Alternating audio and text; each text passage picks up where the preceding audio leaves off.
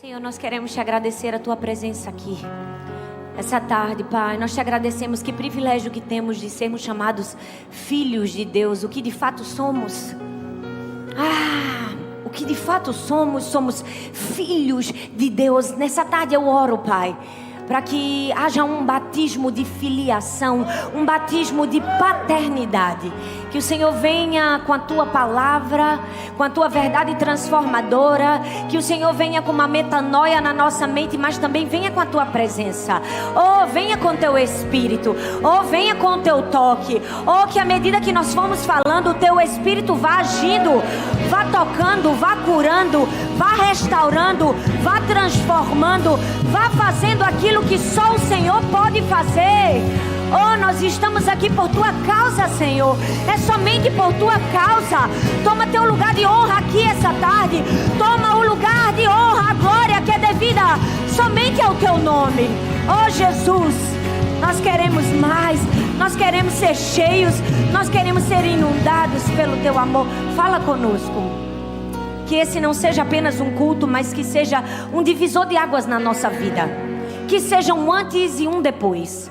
Que seja uma nova história, um novo começo. E nós confiamos em Ti para isso. E nós te oramos no nome de Jesus. Amém, amém e amém. Você pode aplaudir com muita força ao Senhor? Aleluia! Glória a Deus. Pode sentar no seu lugar. Que alegria estarmos juntos mais uma vez. Essa família que eu amo, família do amor. Hoje eu tenho uma palavra muito especial do coração de Deus para cada um de nós. Nos últimos meses, se eu posso assim dizer, o Espírito Santo vem falando comigo muito a respeito de um tema: paternidade. Ele tem me ensinado, ele tem me dirigido, ele tem me exortado, ele tem me curado. E essa é parte do meu ministério de levar cura, transformação para a identidade, para a maneira de se ver em Deus. Então hoje eu quero ministrar uma palavra que se chama Crescendo no Deserto da Ausência Paterna, ou Órfãos de Pais Vivos. E antes de ministrar essa palavra muito forte na vida de um grande personagem da Bíblia, eu queria compartilhar um pouco da minha história com vocês, para que você entenda o porquê eu estou ensinando sobre esse tema. Eu sou a filha caçula, dá para ver que eu sou uma pessoa jovem. Eu sou a filha mais nova de cinco.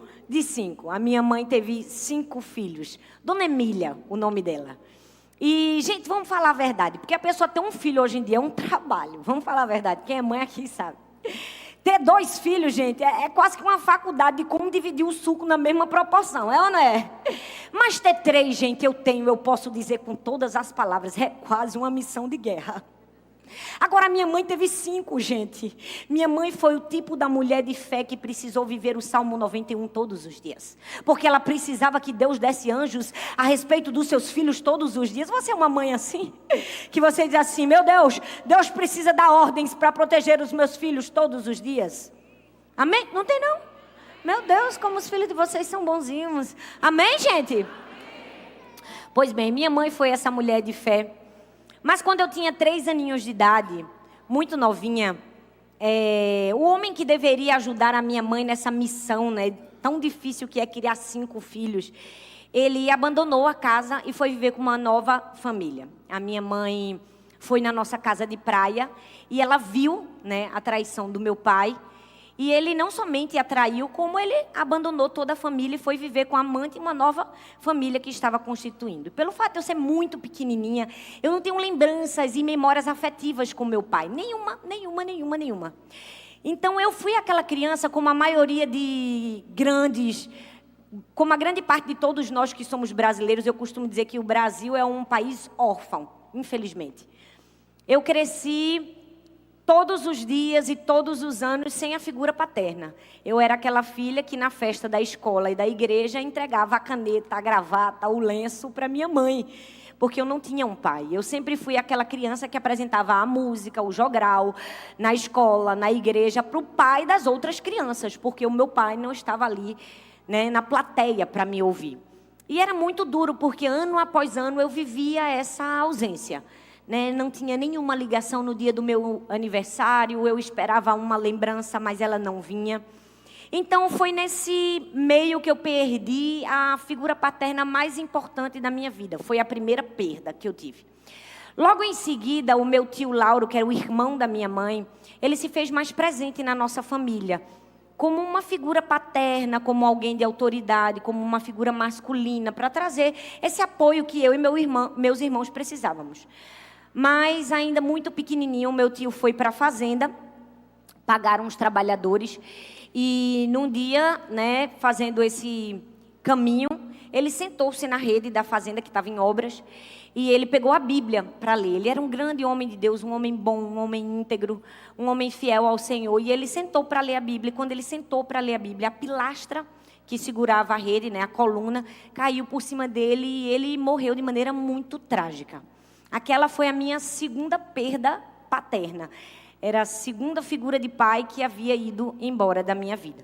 Depois de 6 anos, a minha mãe se casou novamente com um homem muito bom, um homem, né, que eu olhei para ele e disse assim, agora eu vou ter a expectativa de presença de um pai, né? Ele era cristão e ele foi muito importante na nossa vida, mas eu não conseguia chamar ele de pai. Por mais que eu tentasse, eu chamava ele de papi, mas eu não conseguia chamar ele de pai, porque eu sabia que no fundo, ele não era o meu pai.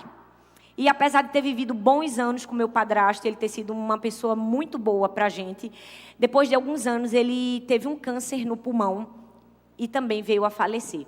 Então era a terceira figura paterna que ia embora da minha vida. Era como se todas as pessoas que tentassem entrar na nossa vida para suprir essa carência de nós, fosse arrancado de maneira drástica da nossa vida. E eu sou muito grata a Deus pela vida da minha mãe. Minha mãe foi e é uma grande mulher de Deus que nos ensinou o caminho do Senhor e temer e amar a Deus sobre todas as coisas. Mas a verdade é que a minha mãe não conseguiria nunca suprir a ausência do meu pai. Por mais que ela tentasse, ninguém substitui ninguém, não é verdade, gente? Ninguém pode substituir a presença de ninguém. Eu olho para a minha história e penso que a parte mais dolorosa disso tudo, e talvez você vai se identificar comigo, é que nós somos órfãos de pais vivos. É uma orfandade que não foi por obrigação, é uma orfandade que foi por escolha.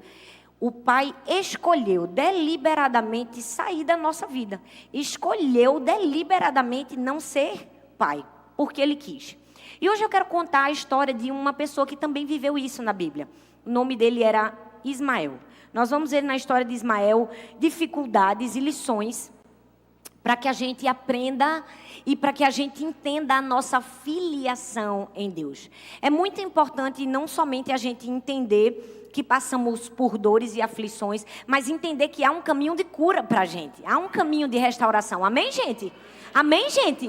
Glória a Deus. A Bíblia diz em Gênesis capítulo 21, do verso 12 ao verso 20, diz assim: Mas Deus lhe disse, não se perturbe por causa do menino e da escrava.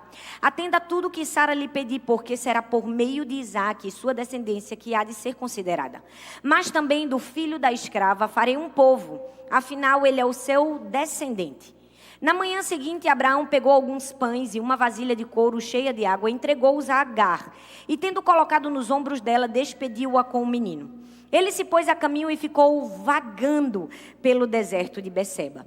Quando a água acabou da vasilha, ele deixou o menino debaixo de um arbusto e foi sentar-se perto dali, à distância de um tiro de flecha, porque pensou, não posso ver o menino morrer.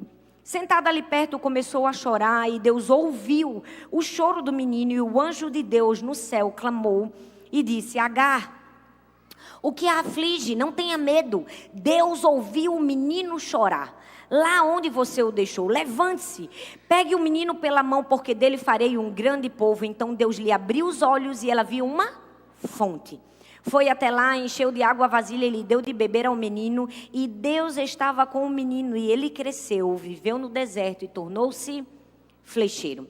Essa é uma típica história parecida com a de muitos aqui. Uma pessoa se precipita, toma decisões erradas, peca, erra. Uma família é repartida no meio e um filho cresce em meio a esse cenário sem culpa de nada.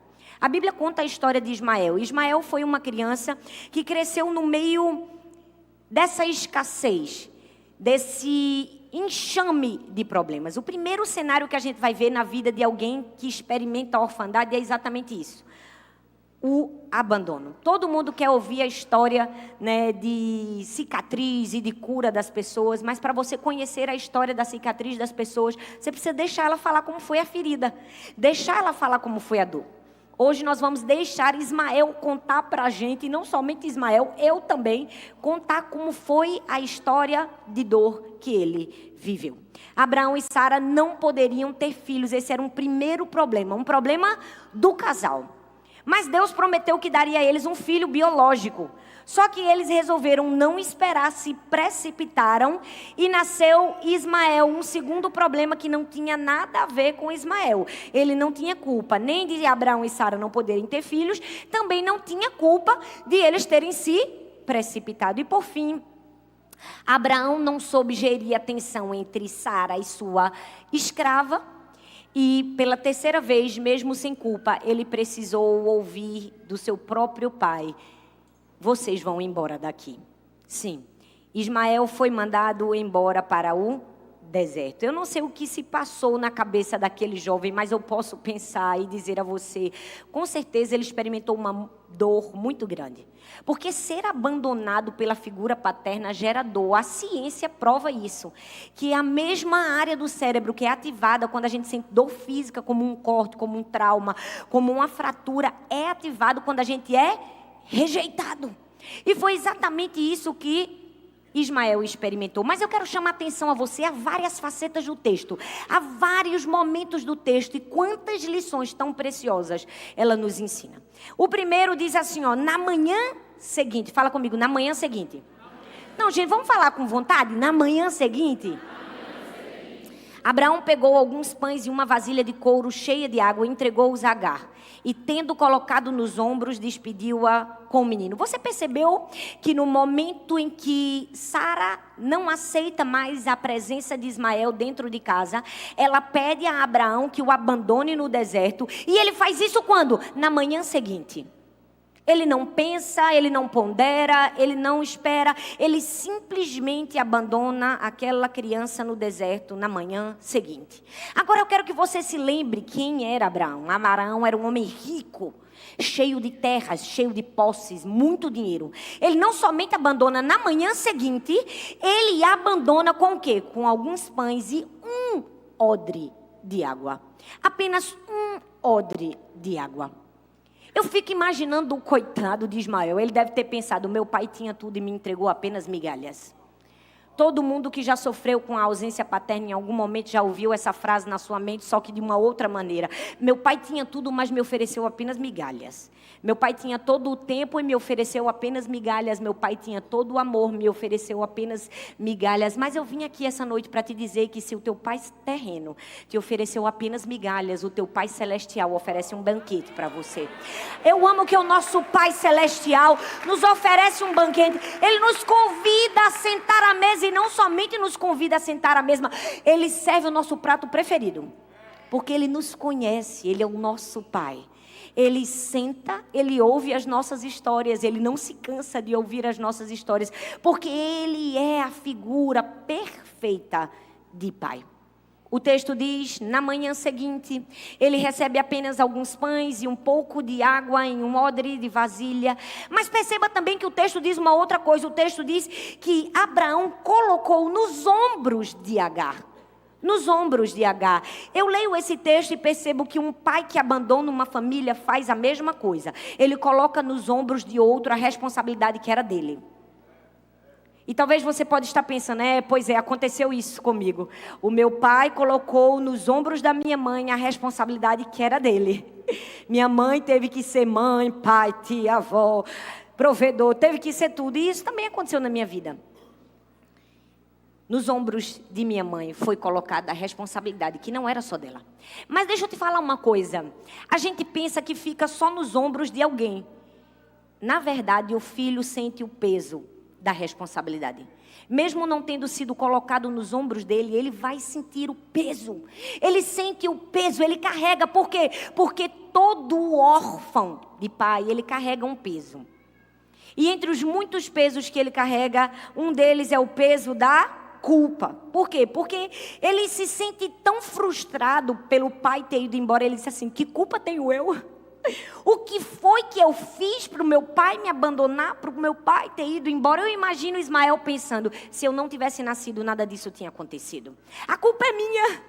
A culpa é minha que a minha mãe e eu estamos vagando nesse deserto. Por quê? Porque eu nasci, não era para eu ter nascido. Percebe que todo órfão carrega nas suas costas um peso de culpa?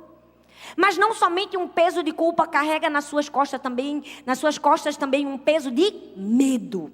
Sim, medo. Medo de colocar expectativa em outra pessoa e acontecer novamente. Medo de sentir a mesma dor novamente. Você consegue imaginar os pensamentos de Ismael no meio daquele deserto pensando assim, e se a gente não sobreviver aqui? E se a gente morrer aqui? E quando a água acabar do odre? Medo! O medo fica nas costas do órfão, assim como a culpa, mas não somente a culpa e o medo. Vem também com ele a autodepreciação. A autodepreciação é quase que a soma da culpa com o medo. Ora, se o órfão já vive com culpa e o estilo de vida dele é o medo, como é que ele vai pensar alguma coisa boa a respeito de si próprio? É quase impossível. Ele não consegue ter esse raciocínio. Por quê? Porque é isso que a dor fez com ele. Meu pai escolheu Isaac, logo eu não sou bom o suficiente. A autodepreciação vem dessa comparação, que é afligido pela culpa e pelo medo. Logo, alguém deve ser melhor do que eu. Logo, eu tenho alguma coisa a quem. Eu tenho algo que diz que eu não devo ser amado. O texto diz que na manhã seguinte foi um abandono desassistido, porque foi um abandono com apenas alguns pães e uma vasilha de água. Mas não foi somente um abandono desassistido, foi um abandono colocado-se um peso. E o texto continua e diz que ela se pôs vagando a caminho do deserto de Berseba. É isso, gente, a rejeição nos dá a sensação de caminharmos vagando em um deserto. Uma pessoa que sofreu de ausência de paternidade, ela sofreu, mas ela percebe que ela precisa continuar, porque o mundo não parou.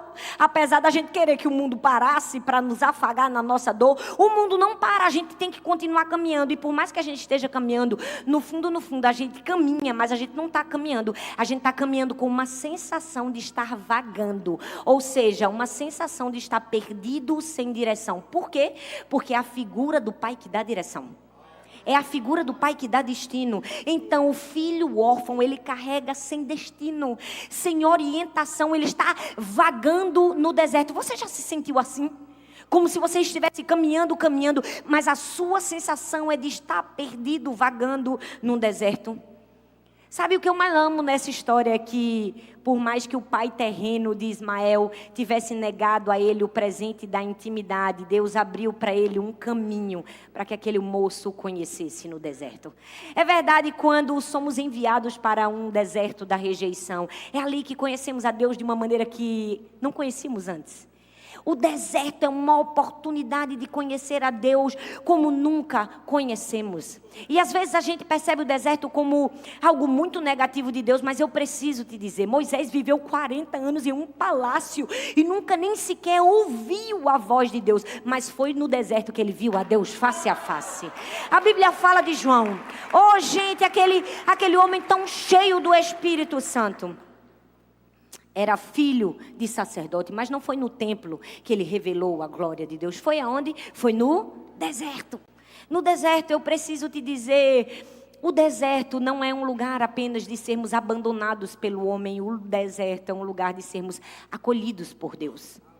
Muitas pessoas pensam que estão no deserto e que foram apenas desamparadas pelo homem. Mas eu preciso te dizer, nesse momento você é acolhido por Deus. No deserto a gente não experimenta apenas solidão, a gente experimenta intimidade. A gente conhece a Deus como nunca antes. A gente conhece a nova faceta do caráter de Deus. A gente conhece a Deus como Deus Pai. E eu amo que o texto diz que o Senhor fala com Abraão. O Senhor permite que Abraão dispense o menino. E por um momento, das muitas vezes que eu li esse texto, eu dizia, por que Deus fez isso? Por que Deus permitiu que Abraão mandasse o menino indo para o deserto, é fato de que eles não poderiam estar juntos. Eram duas nações fortes demais para estarem juntos. Mas mais do que isso, já que aquela situação tinha acontecido e nada poderia ser mudado, Deus dá uma garantia a Abraão. Ele diz assim: não se perturbe por causa do menino. Não se aflija por causa desse menino. Era como se Deus estivesse dizendo: eu vou cuidar dessa criança. No deserto eu estarei cuidando desta criança. Ele diz: não se perturbe por causa do menino. A Bíblia diz em Isaías capítulo 49, versículo 15, diz assim: porventura pode uma mãe se esquecer do filho que cria, que não se compadeça do filho do seu ventre, mas ainda que essa se esquecesse dele, contudo, eu não me esquecerei de ti. Esse termo compadeça, no original é a palavra haram, que significa compaixão, acariciar, dar carinho, amor. Perceba que essa é uma figura muito forte que Deus faz de alusão ao amor dele com a gente. Porque é muito comum, ou seja, é mais comum o abandono da figura paterna do que o abandono da figura materna. Então Deus pega um exemplo de improbabilidade. Ele diz assim: olha, é mais incomum uma mãe abandonar. Mas, mesmo que uma mãe abandonar, eu todavia não me esquecerei de ti. Eu não te abandono. Eu sou o Harã. Eu tenho compaixão de ti. Eu tenho amor por você. Eu cuido de você. Eu me compadeço de você. Sabe quando minha primeira filha faleceu, e vocês já conhecem bem essa história, foi ali que eu tive o maior encontro com a paternidade de Deus. Porque naquele momento de maior dor da minha vida, eu precisava que Deus falasse comigo de alguma forma. Eu precisava do haram de Deus. Eu precisava da compaixão de Deus. Eu me via ali num momento de tanta dor, de tanto desespero, que eu dizia assim: Deus, eu aceito qualquer pessoa me abandonar nesse mundo, menos o Senhor. O Senhor precisa provar aqui para mim. O Senhor precisa falar comigo. O Senhor precisa me mostrar que o Senhor não me abandonou. E naquele momento de mais fragilidade e dor, eu recebi o abraço da figura paterna. Eu recebi o amor que cura, que sela, que cicatriza, que transforma. E pouco a pouco aquela ferida foi se transformando em uma cicatriz. Foi se transformando em uma cicatriz. O primeiro cenário de alguém que vive a ausência paterna é o abandono. Mas existe um segundo cenário no texto, que é o cenário do odre vazio. Fala comigo: odre vazio. Quando a água acabou da vasilha, ela deixou o menino debaixo de um arbusto e foi sentar-se perto dali à distância de um tiro de flecha, porque pensou: não posso ver o menino morrer. Para e pensa comigo: o deserto é um lugar de escassez, gente. E onde tem escassez tem o quê? Tem desespero, tem ou não tem? Tem desesperança, tem ou não tem? Tem aflição. O texto diz: quando a água da vasilha acabou. Você consegue pensar uma mulher sozinha com um menino que os estudiosos dizem que na época deveria ter uns 16 anos de idade, somente com um odre de água na vasilha? Ele deve ter pensado: quando essa água acabar, a gente vai morrer. Não tem mais esperança. E o texto diz que Ismael se senta e chora. Aquele choro, com certeza, foi um choro de desespero. Foi um choro de: não quero morrer, não quero morrer, a morte está próxima. Agora para e pensa comigo. Quando isso aconteceu, quando ele se viu sem água, quando ele se viu suas forças esvaindo, se sentindo seco, sabe aquela escassez a ponto de dizer assim: eu preciso de um gole d'água. É assim que a gente se sente no deserto da ausência paterna. A gente está caminhando num deserto seco, árido, e a gente diz assim: não tem um gole de água para mim. E nesse momento de maior fragilidade e escassez, quando toda a fonte de suprimento que eles tinham acabou, perceba o que foi que aconteceu. A própria mãe o abandona. O texto diz que Agar deixa ele debaixo do arbusto e vai para um tiro de flecha, que era uma distância consideravelmente muito grande, porque ela não queria ver um menino morrer. Aí você pensa: poxa, Thalita, mas a gente não podia esperar outra coisa dela. Ela era uma mãe, ela estava aflita. Ela não queria ver o menino morrer. Sim, talvez ela não tinha outra saída, mas se coloca no lugar da criança. Entra na mente de Ismael e pensa: primeiro meu pai me abandonou e agora minha mãe também me abandonou. A minha mãe não foi capaz de ficar ao meu lado nem na hora da morte. Você consegue perceber o duplo abandono? Você consegue entrar na mente daquele jovem e pensar, uma vez abandonado pelo pai e agora abandonado pela mãe, mesmo que pelos motivos corretos, eu estou desesperado. E aí nesse momento de desespero entra a figura paterna de Deus. Ele precisava ter um encontro com o Deus Pai. E ali, naquele lugar de escassez, de ausência paterna, Deus vai se revelar a Ismael. Deus vai mostrar a ele que o ama. Deus vai mostrar que ele é presença. E ele não é uma presença apenas de palavras, mas ele é uma presença de fato e de verdade. Era como se Deus estivesse dizendo: olha, Ismael, eu sei que você tem um pouco de dificuldade de acreditar em mim como alguém que vai cuidar de você, porque todas as pessoas que você acreditou que iriam cuidar de você, falharam com você. Olha, talvez quando ele era muito pequenininho, ele ouviu do seu pai e da sua mãe: a gente te ama, filho, a gente nunca vai te abandonar, filho, você sempre vai ser o nosso menininho. Mas talvez agora todas aquelas palavras ditas se transformaram em descredibilidade pela atitude do pai e da mãe. Você já se viu alguém que não teve capacidade de confiar e acreditar no amor de Deus, o Pai, porque todos os amores que você entregou a figuras de autoridade na sua vida se descredibilizaram? Deus precisava mostrar que Ele era um Pai perfeito, um Pai que não tinha apenas palavras, mas um Pai que tinha presença. Ele precisava conhecer a Deus, porque de fato Ismael não conhecia Deus. Gente, para comigo e pensa, quando Abraão vai despedir ele, Deus dá uma promessa a Abraão, dá ou não dá? Ele diz assim: olha, não tenha preocupação por causa do menino, eu vou cuidar do menino. Ismael ouviu isso? Ouviu isso? Não, Ismael não ouviu isso. Ismael não ouviu a garantia que Deus iria cuidar dele. Ismael não sabia que Deus ia cuidar dele. Logo, Ismael precisava conhecer a Deus de maneira verdadeira. O fato de Ismael não conhecer a Deus como pai o fez colocar todas as suas expectativas no odre. Já percebeu que nós fazemos isso? Quando não conhecemos a paternidade de Deus, depositamos toda a nossa confiança no odre que está nas nossas mãos.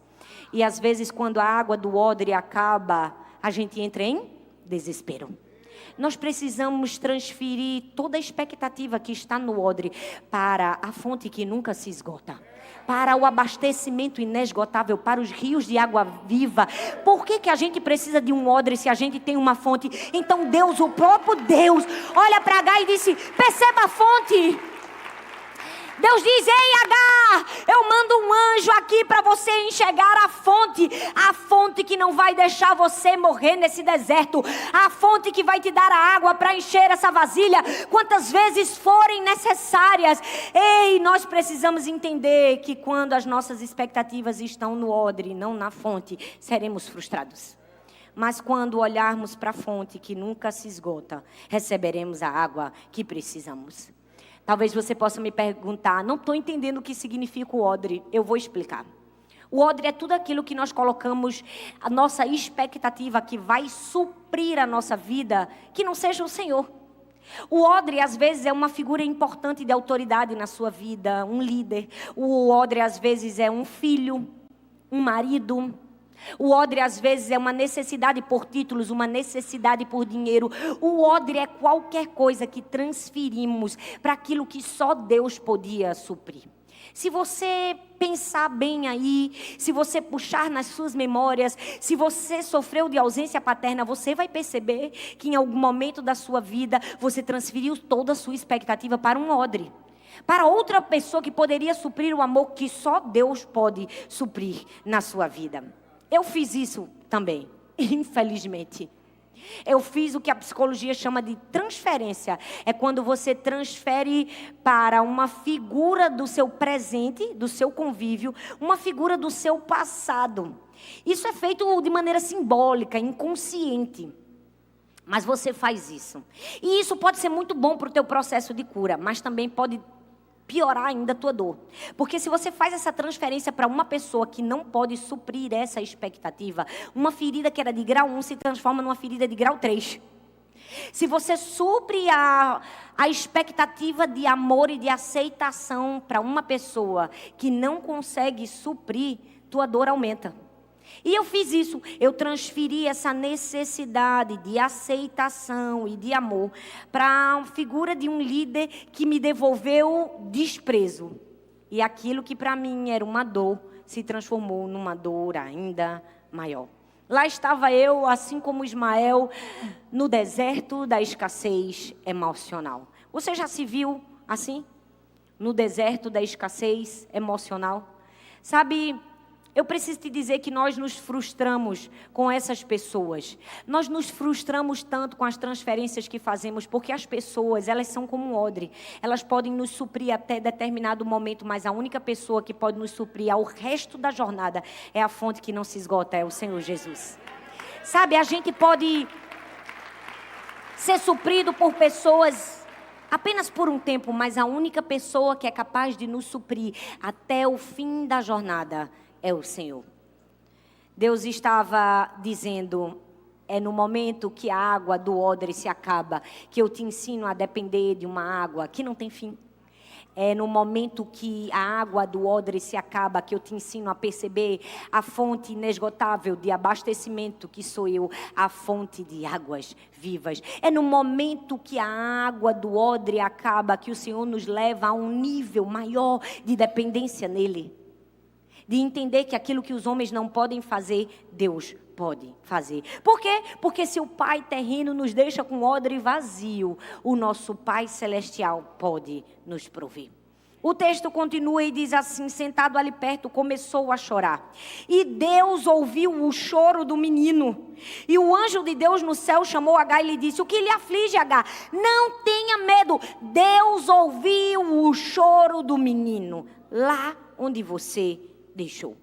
Talvez você nesse deserto, nessa escassez emocional, já se viu assim, ninguém me viu, ninguém me nota, ninguém percebe a minha dor, ninguém consegue me enxergar, ninguém consegue acreditar em mim. É assim que acontece com órfãos.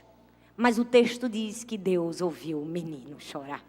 Quando ninguém vê, Deus vê. Quando ninguém ouve, Deus ouve. Porque Deus é o Pai perfeito. O texto diz, Deus ouviu o menino chorar.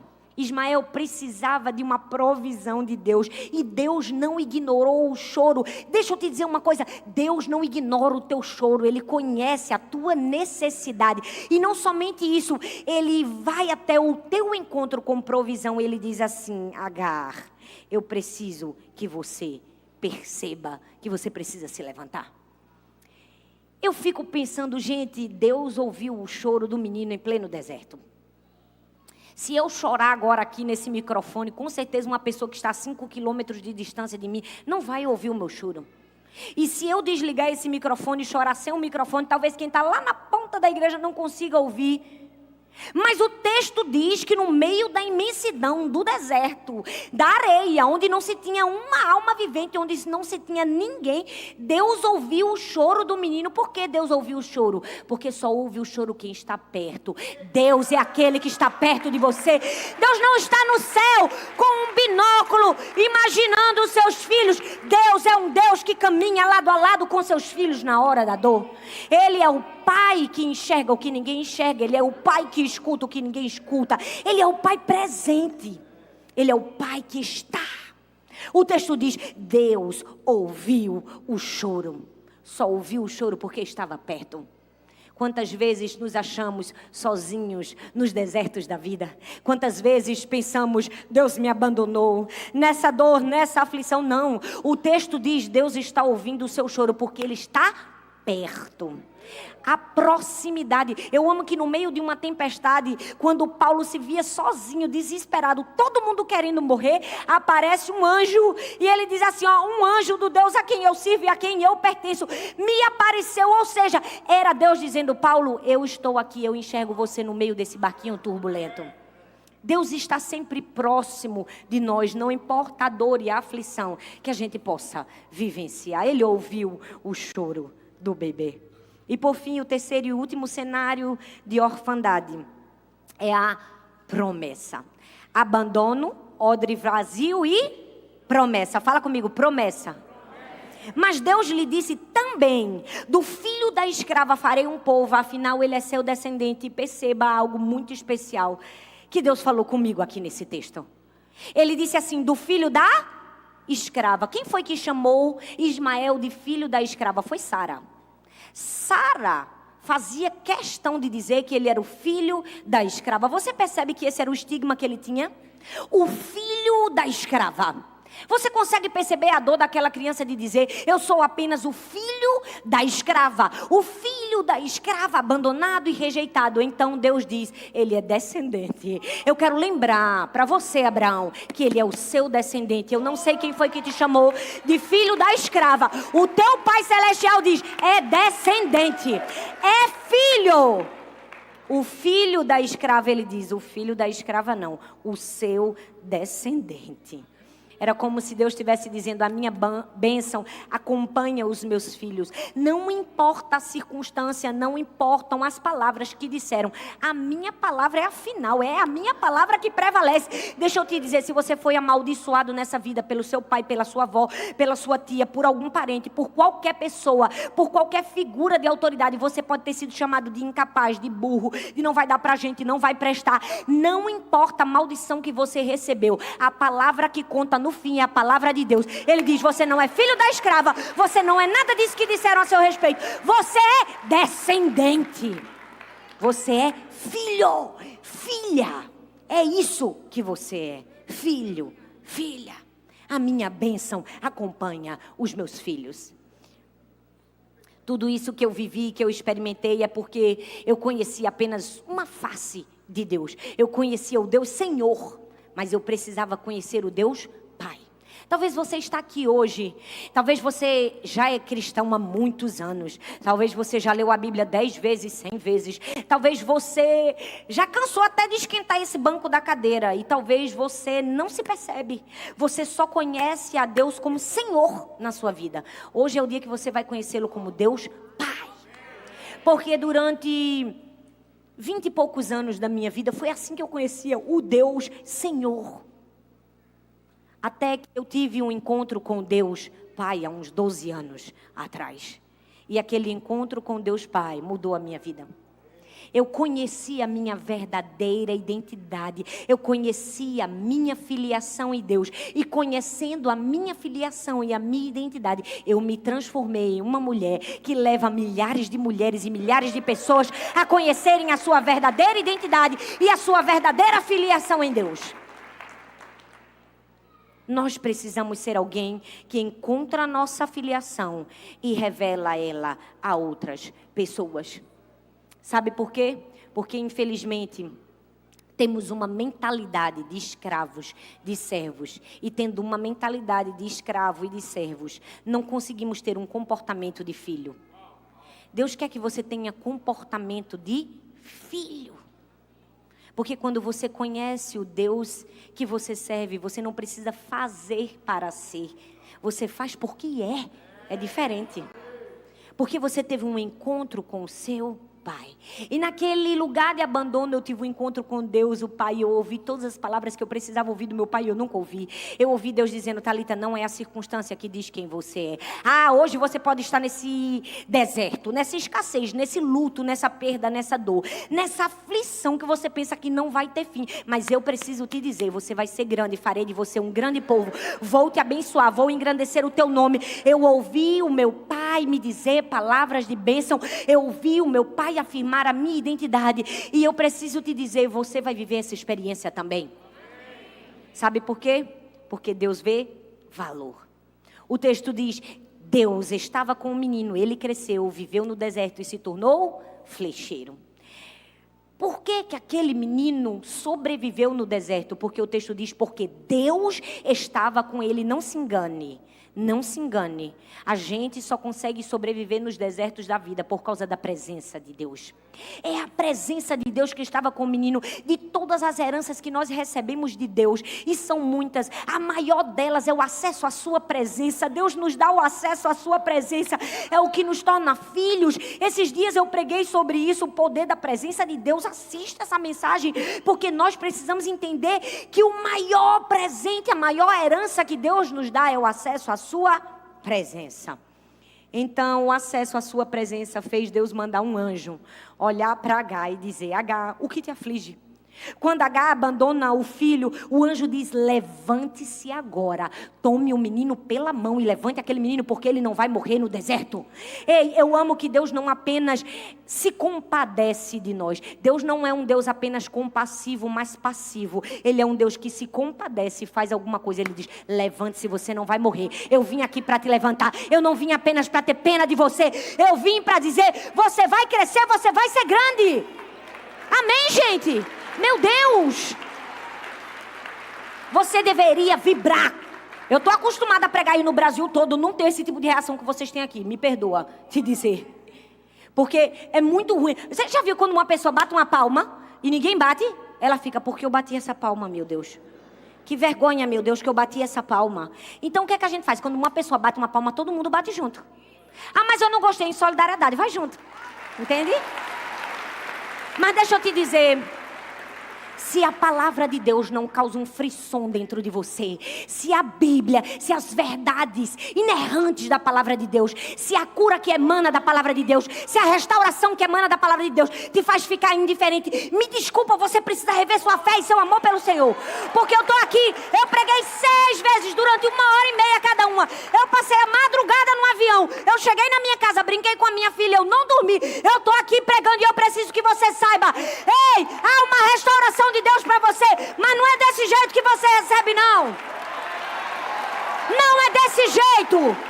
Você precisa se levantar do seu lugar de apatia muitas vezes. Eu preciso dizer: não estou aqui para falar o que te agrada, não estou aqui para alisar sua cabeça, estou aqui para mostrar que nós precisamos de um cristianismo vivo, verdadeiro. A gente precisa de paixão por Jesus. A gente não vem para a igreja para esquentar o banco, nem vem para a igreja para passar um cartão e dizer: eu fui domingo. Não! Você vem aqui para receber uma palavra que transforma a sua vida. Você vem aqui para receber o poder do Espírito Santo. Você vem aqui para ser transformado. Então, se você vem aqui para isso, reaja. Deus não atende necessidade, Ele atende a busca. É por isso que muitas pessoas vivem milagres e outras passam a vida inteira sentado na cadeira, porque não tem fome suficiente, não tem sede suficiente para ir buscar da fonte. Eu tenho vivido milagres, eu tenho vivido bênçãos, favores que eu nem sequer pedi. Mas sabe o que me levou até isso? Buscar a fonte. Eu preciso te dizer, a igreja brasileira, a nossa igreja precisa de um verdadeiro avivamento. Nós precisamos buscar de verdade, mas não é buscar os presentes, os favores, é buscar a fonte. É buscar a paternidade, é buscar quem pode nos dar. A gente precisa sair desse lugar de apatia. Vou para a igreja domingo. Não! Você precisa sair da sua casa. Eu vou para a igreja, eu vou ter um encontro com meu pai. Eu serei tocado pelo Espírito Santo. Deus vai fazer algo grande na minha vida. Você precisa gerar no seu espírito algo. Se você chega aqui vazio e sem expectativa, é desse jeito que você vai voltar. Agora, se você chega aqui com fome, dizendo: Deus, aquilo que eu nunca experimentei, me faz experimentar hoje. Aquilo que eu nunca vi, me faz enxergar hoje. Aquilo que eu nunca tive, me faz ter hoje. Deus vai te surpreender. O texto diz que Deus manda o anjo e olha para Agar e diz assim: levante-se. Pare com essa apatia. Saia desse lugar de paralisia. O anjo diz: levante-se, tome o menino pela mão, porque ele vai ser grande. Deus me trouxe aqui para te dizer: você não está paralisado num lugar de apatia. Levante-se. Eu amo que o texto termina. E em Gênesis 21:20 diz assim: Deus estava com o menino, ele cresceu, viveu no deserto e se tornou flecheiro. Presta atenção. Já era quase impossível sobreviver num deserto. Crescer era uma dupla impossibilidade. Porque sobreviver com um pouquinho de pão e uma vasilha de água. Mas o texto diz que Deus fez o impossível. Ele não somente sobreviveu, ele cresceu. E ele se tornou o quê? Flecheiro. Deixa eu te dizer, deserto é um lugar inóspito. Altas temperaturas durante o dia e baixas temperaturas durante a noite. Chega a 50 graus durante o dia e negativo à noite. Ou seja, era quase impossível sobreviver. Muito calor de dia, muito frio de noite. Mas Deus fez o impossível e mais. A profissão, a habilidade que ele recebeu foi de ser flecheiro. Um flecheiro naquela época era alguém reconhecido, respeitado. Ele tinha reconhecimento, respeito e recurso. Por quê? Porque ele conseguia caçar. Logo ele tinha recurso, tinha dinheiro. Percebe que agora Ismael não é mais aquele órfão em que todos olham e dizem assim: coitado, não tem nada nem ninguém. Não, ele tinha respeito, reconhecimento e recurso. Agora para pensar numa coisa que eu pensei sobre esse texto. Ismael se tornou flecheiro. Com certeza não foi da mãe que ele recebeu essa habilidade, porque apesar de estar só com a mãe, essa não era uma profissão feminina. Era uma profissão predominantemente masculina. Não existe uma mulher sequer na Bíblia com essa profissão de flecheira. E olha que de mulher da Bíblia eu entendo, porque eu estou há 2 anos pregando no culto de mulheres só sobre mulheres da Bíblia. Se ele não recebeu a habilidade de sua mãe, de quem ele recebeu? Percebe que foi o próprio Deus quem deu a habilidade a Ismael. Percebe que foi o próprio Deus que disse assim, ó: eu adestro as tuas mãos para a batalha. Eu te dou o que o teu pai não te deu. Eu te dou o que as pessoas não te deram. Eu tenho capacidade de suprir. Eu te dou força, reconhecimento e recurso. Deus está te dizendo hoje, Deus vai te dar reconhecimento e recurso. Porque aquilo que o homem não pode dar, Deus pode dar. Deixa eu te dizer, você está olhando para mim agora. Talvez você esteja pensando: eu estou olhando só para minha pastora.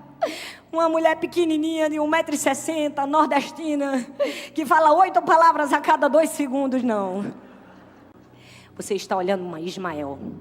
Você está olhando para alguém que teve um encontro com uma paternidade de Deus no deserto. Você está olhando para alguém que cresceu em meio à escassez. Você está olhando para alguém que nos desertos da vida teve um encontro com seu pai, recebeu habilidade, reconhecimento e recurso. E deixa eu te dizer uma coisa: a mesma experiência que eu tive, você pode ter também. Eu vim aqui essa tarde para te dizer: você vai crescer no deserto. Eu acho que você não entendeu não o que eu estou dizendo para você não. Eu vim aqui para te dizer: você vai crescer no deserto. No deserto você se tornará forte, habilidoso e cheio de recursos. Forte, habilidoso e cheio de recursos. Por quê? Porque você é filho. Então Deus manda um anjo hoje para dizer: vamos, levante-se. Vamos, levante-se desse lugar de apatia. Vamos, levante-se desse lugar de vitimismo. Vamos, levante-se. Deus está dizendo para mim e para você hoje: levante-se. Olhe para a fonte. Olhe para a fonte inesgotável. A fonte que nunca se acaba. Eu farei de você grande. Você pode dizer: eu serei grande. Eu vim aqui para te dizer: você não é uma vítima, você não é um coitado, você não é uma desacreditada, um desacreditado. Ei, você é um filho e uma filha de Deus. Você tem um pai. A gente vive numa geração vitimista. A gente vive numa geração em que é bonito dizer: você é desacreditado, esquecido, humilhado, rejeitado, traído, abandonado. Se tornou romântico ser a pessoa que diz: eu não tinha nada para dar certo. A gente está cansado de ouvir esse discurso: eu tinha tudo para dar errado. Até música tem: você não tinha tudo para dar errado. Deixa eu te ensinar uma coisa. Aos olhos carnais e humanos, pode até ser que a tua história era de alguém que tinha tudo para dar errado, mas eu sou espiritual, você é espiritual. E sendo espirituais, a gente enxerga, fala, ensina de maneira diferente. Ou seja, em Deus não há ausência de nada. Logo, eu não sou um desacreditado. Eu sempre fui acreditada. Ei, Deus sempre acreditou em mim. Eu sou filho, eu sou filha. Saia desse lugar de vitimização e vá para um lugar de filiação em Deus. De filiação. Eu preciso te dizer: saia desse lugar de apatia e de vítima. Muitas pessoas ainda não experimentaram a cura, a restauração, a força de Deus que precisam experimentar, porque estão eternamente lambendo as suas feridas. Eu preciso te dizer: ficar alisando o seu calinho não cura, só vai lembrar para você que ele está ali. Você precisa de uma nova visão, de uma nova perspectiva. Você precisa dizer, sendo filho e filha, se em Deus não há ausência de nada, eu preciso reconhecer que eu estou na lista dos escolhidos para ser grande. O texto diz, farei dele um grande povo. Está na lista para ser grande. Você está na lista para ser grande. Ah, eu não sei se você entendeu. Eu vim aqui para te dizer, você está na lista para ser grande. Cuidado com essa mentira que você está escutando. Infelizmente o mundo secularizado trouxe isso para dentro das igrejas. As pessoas ganham milhões com isso porque vende. Esse tipo de discurso vende. Oh, coitado de você, abandonado, rejeitado. Meu Deus, tudo para dar errado. Aí você fala, é verdade, eu tinha tudo. Eu mesmo não, só se tu tinha. Eu sempre tive tudo para dar certo. Meu pai estava olhando para mim e estava dizendo, essa menina vai ser grande. Essa menina perdeu 1, perdeu 2, perdeu 3, mas ela não me perdeu. Você precisa ter esse entendimento a seu respeito. Você precisa mudar a sua mentalidade. Quando o mundo tentar dizer desacreditado, esquecido, humilhado, nananina, não. Eu sou filho. Fala assim, eu sou filho. Eu sou filha. Eu sou filha de Deus. Pare de se ver em um lugar de vitimização e se enxergue em um lugar de filiação. Feche seus olhos. Ei, você veio aqui. Talvez você está como Ismael, num deserto de escassez emocional. Você diz, ninguém me ama, ninguém me aceita, ninguém acredita em mim. Tudo para mim é difícil. Não. Eu não vim aqui para te dizer que tudo para você é difícil. Eu vim aqui para te dizer, o amor de Deus. Oh, o amor de Deus te persegue. Ah, Ele está te perseguindo. Deus está buscando você.